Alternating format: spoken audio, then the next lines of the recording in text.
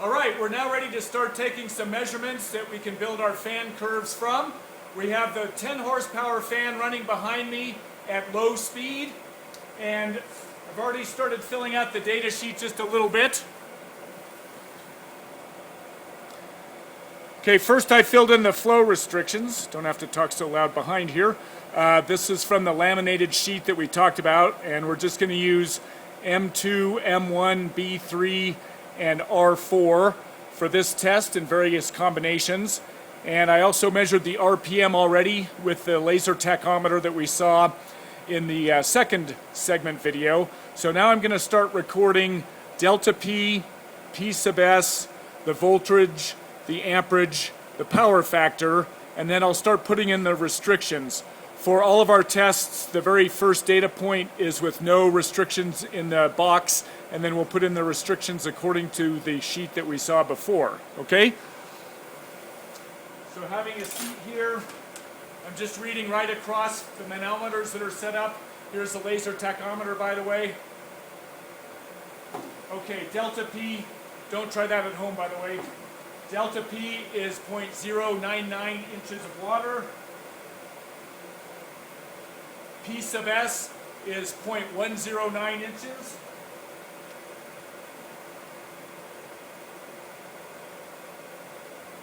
The voltage is 161 volts.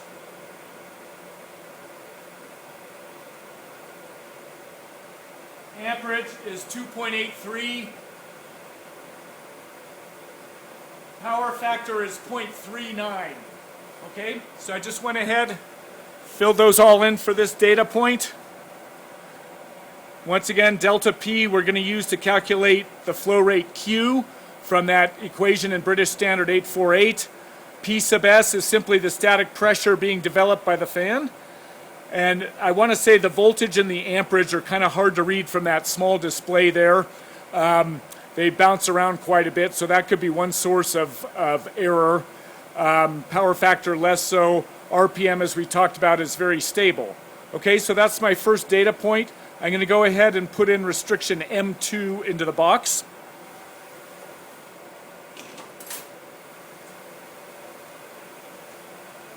Okay, the wind tunnel is under a negative pressure relative to the ambient pressure in the lab here. We've got foam on the lid here, so that helps to seal it. My first restriction I'm going to put in for this test is M2. Just drop it in.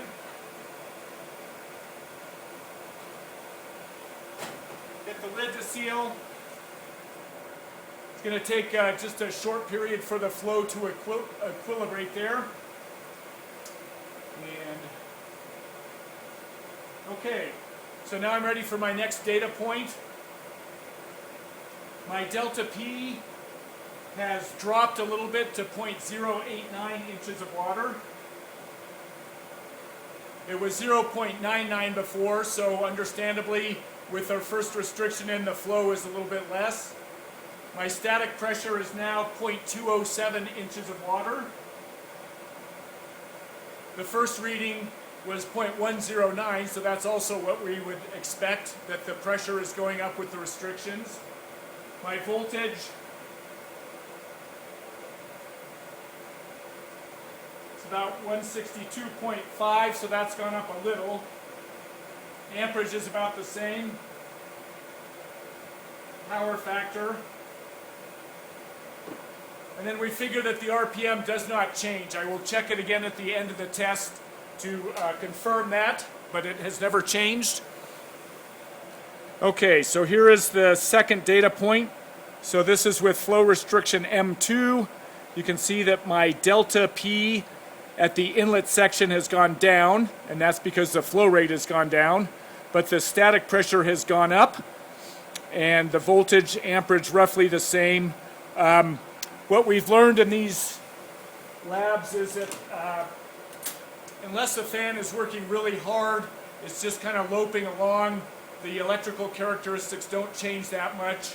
And so as we put more restrictions in there, though, we're asking more of it aerodynamically, so that efficiency will go up. Okay? So we'll do one more.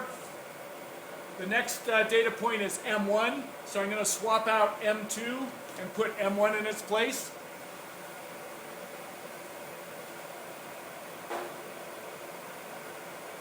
Use some pliers for that. Okay, so there's M2. Here goes M1.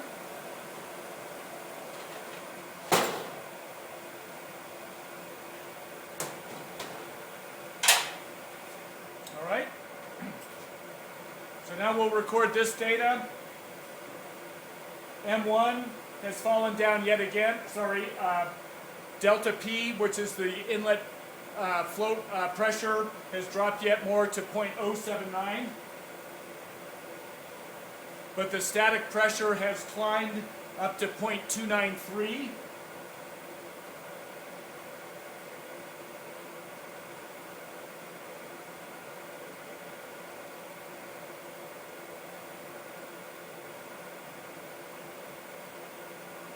And the electrical parameters are roughly the same. All right, so as we would expect, we've got a steady drop in the pressure at the inlet, representing a drop in flow rate, but we also have a steady climb in the static pressure being developed by the fan. Okay? We'll just do one more. The next one is M2 plus M1. So I'm going to leave flow restriction M2 in place and then put M1 along with it. Sorry, I got that backwards. M1 is in there right now, and I'm putting M2 along with it.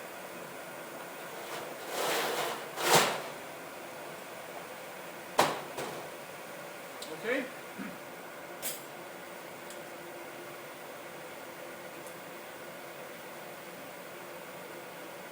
So delta P has dropped a little bit, not as much as before. P sub S has climbed a little bit, but not as much as before.